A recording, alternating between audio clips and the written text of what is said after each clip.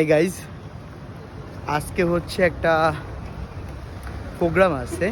তো একটু আগে আমাকে আমার বন্ধু মেসেজ করছিল যে যাওয়ার জন্য। তো আমিও সকাল থেকে প্রোগ্রামের জন্য দেখো ফর্মাল শুজ, ড্রেস, শার্ট সব কিছু পরছিলাম।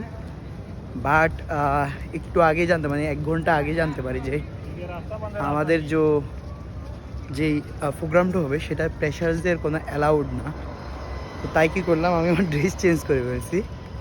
তো আমার ফ্রেন্ড যারা কয়েকজন ফর্ম পূরণ করে ঢুকছিল, মানে 10টা সিট ছিল, তো ফর্ম পূরণ হয়ে গেছে। তো পরে কি করলাম, পরে দেখলাম যে যেহেতু আর পসিবল না, ব্যাংকে অনেক কাজ আছে, তাই কি করলাম ড্রেস চেঞ্জ করে ফেললাম। বাট বন্ধু কল দিচ্ছে, এই চলে আয়। তো গিয়ে দেখি প্রোগ্রামের কি অবস্থা। আর এখানে প্রচুর গরম, মানে যে গরমের আবহাওয়া প্রায় 45 থেকে 48 ডিগ্রি। আমি এখনও ওয়েদারটা চেক করিনি, মনে হচ্ছে গা পুড়ে যাবে এমন অবস্থা।